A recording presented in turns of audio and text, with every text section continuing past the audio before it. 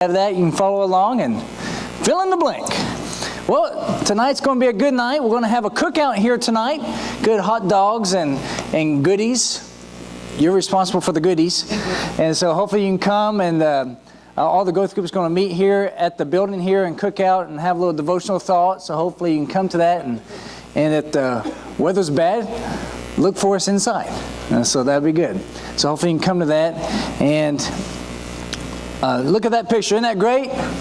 That was last week, honoring all the kiddos that read during the reading program during the summer. They did such a great job, and just proud of all of them. And thank you so much to Regina and other people that did work for that. And they did so good. People were wondering how many kids were going to wander once they got up here, and none of them did. So that reading program is doing a lot of work. It's doing good. So this morning, I want to talk about respect. I alluded to it a little bit last week, but I really want to get into it and talk about respect. It seems like it's something that's lacking some today, isn't it? The respect for, in all different ways, we're having less respect. Less respect for each other, less respect for society, and I think less respect for ourselves as well. And so I could talk about respect for a long time, but I'm going to hit the high points here, I believe, and hopefully it will mean something to you. And that's interesting, looking into the Bible and trying to find a lot of words about respect. There wasn't a lot of them. So it made me think about, what is respect? It's defined as a feeling of deep admiration for someone or something elicited by their abilities, qualities, or achievements. All right? A lot of definitions of respect have the word respect in it. Of course, that doesn't do us any good. And so, so it's that deep feeling of admiration, to admire someone or something for a purpose, for a reason, right? But if I had to pick another word instead of respect, and this is the word that we see a lot in the Bible, is that honor, right? Honor fix a valuation upon, by implication, to revere, value. So someone's value or value to something, you honor it. And finally, the attitude toward a person or place or thing that has a great value to you. And this is the word I'm talking about with the elementary schools this month as well, respect. And I'm focusing on those three ideas of respect to people, symbols, and places. We really show respect to all those, don't we? And so this idea of honoring and respecting one another and people and places and symbols is very important to us. And it means a lot, and we see this all through the Bible, this idea of respecting these different aspects in our lives. So I want us to look at it. So each one of these letters are going to represent a word, have a word here that we can focus on. So the first one is rule, okay? And what do I mean by that? The golden rule, of course. Both in Matthew 7:12 and Luke 6:31, Matthew 7 says, "So in everything do unto others what you would have them do unto you." That's a good one to start off with, isn't it? This rule that you do unto others as you would have them do unto you.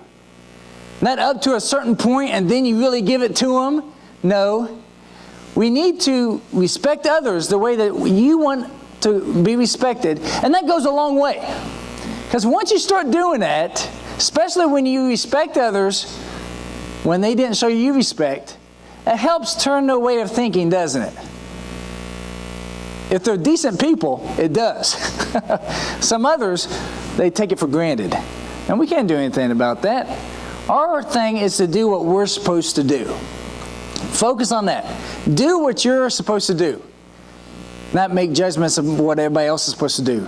Leviticus 19:18 says, "You shall not take vengeance, nor bear any grudge against the sons of your people, but you shall love your neighbor as yourself. I am the Lord." So this isn't just a New Testament thought or idea. This goes back to Old Testament, back to Leviticus. That says, you know what? We need to treat other people the way that we want to be treated. And who's your neighbor? Of course, that was a question asked to Jesus, right? Who's your neighbor? It's everybody. Everybody is our neighbor in one way or another. So this goes deep into how we're made. I believe in our soul, it is impressioned on us that we respect other people. We honor other people for who they are. And if we honor other people, respect other people, this goes a long way to help us to empathize with others. Because you know what? Maybe someone does something that makes you angry, but we don't know what they were going through that day. There's a lot that goes into walk a mile in someone else's shoes or moccasins. That helps a lot, doesn't it, to understand someone's perspective. If we understood the morning that they had, maybe we would cut them a little bit more slack. And sometimes if people understood what we went through the previous 2 weeks, they would cut us more slack. So let us be quick to forgive, slow to be angry, and try to empathize other people. And you know what? If we are honoring and respecting people, and they act in a nasty way, and with this idea of empathizing, maybe we can ask them, are you okay today? Especially when they're expecting a nasty retort. We can come back and say, are you okay? Is everything all right? Maybe that'll open them up. Well, thank you for respecting, thinking of me. And that leads us to our next word, expecting. This expectation that we have, if we live by the golden rule, we have an expectation. Let's look into this. Because if you give respect, then you receive it. This is often, isn't it? If you give people respect, even if they don't deserve it, then those people that don't give much respect will give respect back to you. But it almost always takes one person to start the trend. If you're in a relationship, maybe you've already not given respect to someone and they haven't given it back to you. Well, you can start this. I'm going to start respecting them tomorrow. And that doesn't mean you have to tell them, you're right, or I've been so bad to you. Not depending on what you do, maybe you do need to say that. But start respecting them. Say, oh, why don't you tell me your point of view? Just ask them. Be polite to them. That's a good way to show respect, isn't it? By being polite. I don't know how many times people around me, they know the words that I don't use, and they apologize when they use them around me. Especially when I'm coaching soccer and the parents come around me and stuff. And they apologize. Oh, I'm sorry. Sorry, Pastor, or whatever. Now, it helps me because they know what I do. But I tell you what, if they know there are things that you don't say, then they'll change their language around you. Isn't that something? So I guarantee you, if you respect people, they will return it and respect you as well. So it really sets expectations on both sides. When you are respecting other people, you have this expectation that people are going to respect you. So instead, when they do something nasty to you, you're kind of shocked. Why would you do that? Leave my family out of this. Why would you do this or that? Why would you litter and throw that on the ground? You know, there is some expectation that comes. And so as Christians, as we are the light of the world, and we bring goodness into the world, we need to help other people raise their bar of expectation and respect as well, right? I believe so. Not just by example, but also by teaching and reminding them, no, we don't do that. Hopefully not in a condescending way. We don't do that, okay? So in everything, gentleness and kindness, we can help people out. So treating others respectfully, even when they don't deserve it, sometimes makes the bigger impact. Because usually when someone does something kind of rude to you, and you take that moment to kind of rub their nose in it, does that help them? No. Does it help them be open to listening to you about Christianity? No. But if you show them respect, and even when they're angry, you let them say their piece, show them respect, don't talk over them, they'll start loosening up. They'll start calming down. Respect. And one thing that helps me with respect, we don't have to respect them for their character or for what they mean to us. But I've talked about it before. It needs to go deeper than that. Sadly, our society now expects disrespect. It seems that way. People are looking for ways to be disrespected, and they're looking forward to it, and they're just ready to pounce. Now, have you ever not meant disrespect in any way, and someone receives it in disrespect? It happens because people are looking to be disrespected nowadays. When other ways, people are looking for respect because we give it, we have a very respectful society. But now people are looking for disrespect. And so maybe if someone takes something disrespectfully that you had no intent for at all, then follow up. It's like, I meant no disrespect there at all. Help me understand, why did you take disrespect there? Talk it out with them. It takes time, probably a lot of patience, but help you to understand. So maybe you did something incorrectly, but help them to understand, I'm not that way. I would not mean to disrespect you in this way. Because of this, we can shine brighter. Sorry, add an H there. We can shine brighter. Because the world is getting darker, the light in us will shine that much brighter, won't it? Maybe you're already experiencing this. When there's darkness everywhere, if we let Christ truly shine through us, people will see the difference in our lives even more. So that expectations. And so expect that as you respect other people, expect people to act differently around you in a good way. Next, symbols. Respect symbols? Maybe when I mentioned that earlier, you're thinking, why do we respect symbols? Well, there's something to those symbols, isn't there? The symbol of a cross, symbol of a flag. Now, this has become in the news recently, hasn't it? Sad to say, it has. So symbols can be powerful because they stand for so much meaning.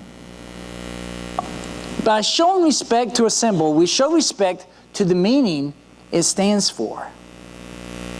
This happens all the time. And people are going out of their way to show disrespect to symbolic symbols. For what reason? We need to be careful that we don't disrespect other people by symbols. You know, we have some simple symbols out here in the parking lot that mean this is for handicapped people, people that need to park closer. And you may be thinking, oh, it's just paint there. True, but that paint means something. It stands for something, that this is for people that need to park closer to the entrance. It's very simple. Our cross, if someone drew a cross and showed it to us and then burned it in front of us, true, it's just paper and ink on that piece of paper.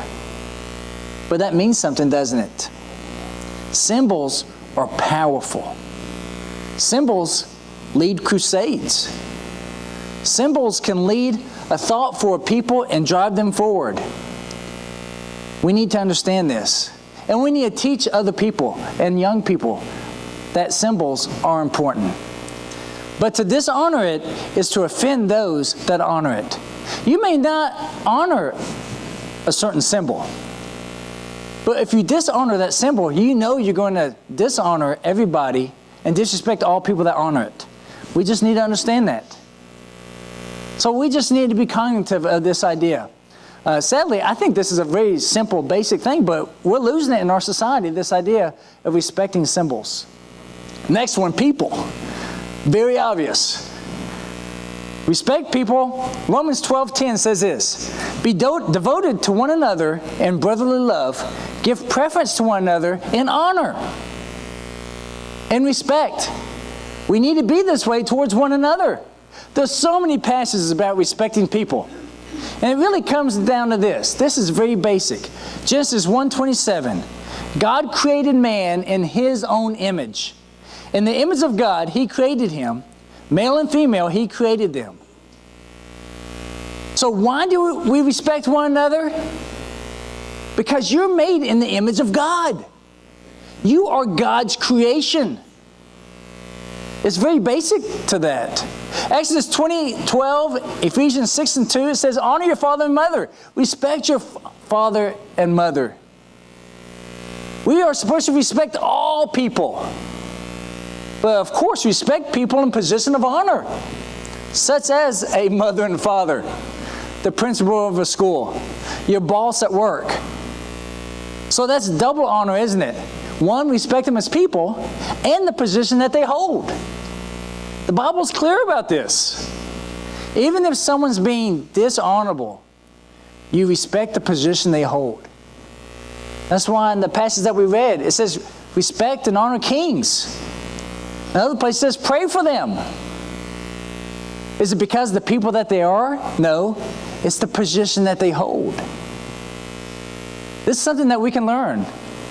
And we need to give examples as well. So in respect and honorable, we respect honorable people as well. We lift them higher, such as elders, such as people that have been kind to us. We respect them doubly because of that as well. So this being created in the image of God is so key. It runs very core to us that we respect all people. And we can even bring that up to people. If you think that they will be open to that, don't you know that we're created in the image of God? We don't deface anybody. We're not rude to anybody because of that.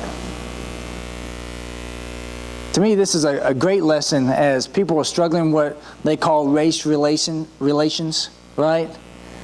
Saying, oh, there's so many different races out there. Well, I'm a firm believer that there's only one race, the human race. And we can help educate people that way. We're all brothers and sisters in the human race. We're all in the same family in that way. And we can help and be that shining light in a time of darkness. The next one is environment here. Environment. This is very important. You know, I joke about it. You know, just me and joke, you know, I say, I'm a tree hugger. I do that to see if my chainsaw will go through the tree. Check on it. But you know what? We need to respect the environment, don't we? Why? Genesis 1:26, right before the verse 27 I read before. Then God said, let us make man in our image, according to our likeness, and let them rule over the fish of the sea, over the birds of the sky, and over the cattle, and over all the earth, and over every creeping thing that creeps on the earth. That's a very important passage for us. God's saying we need to respect what He made. And with respect comes great responsibility. Hey, we want people to respect what we did, don't we? Then we should respect what God did. How would you like if you made something nice, and then someone just comes up and messes it up? I mean, if you have kids, you can see that. They may make something very simple, and it gets torn up a little bit. They're like, what did you do? And it took like 5 seconds to put together. I spent so much time. That's me. What you did there, you destroyed me. You know, of course, they play it up, right? How much is this to God? God made something beautiful here. He made the world. He made us. He made everything here. Respect it because God made it. We are put here in dominion over everything to help take care of everything. That's a great honor, isn't it? God showed respect to us by giving that to us. We need to show respect to that as well. So respect our environment. Next, church. Respect church. Yes, we need to respect church. Of course, I've been talking about this. Hebrews 10:23-25. Let us hold fast the confession of our hope without wavering. For He who promised is faithful. And let us consider how to stimulate one another to love and good deeds, not forsaking our own assembling together, church, as is the habit of some, but encouraging one another, and all the more as you see the day drawing near. How do we show respect to church? One, by coming. By coming to church. Respect each other by respecting the assembly. It means something. Not just when it's convenient or comfortable, but we come because that's how we show respect to God. We respect Jesus' way and each other in our church family by coming. It's very simple. So respect each other and God by contributing in the work of the church. Not just coming, but helping the church grow. So this idea of respect is a big part of growing the church.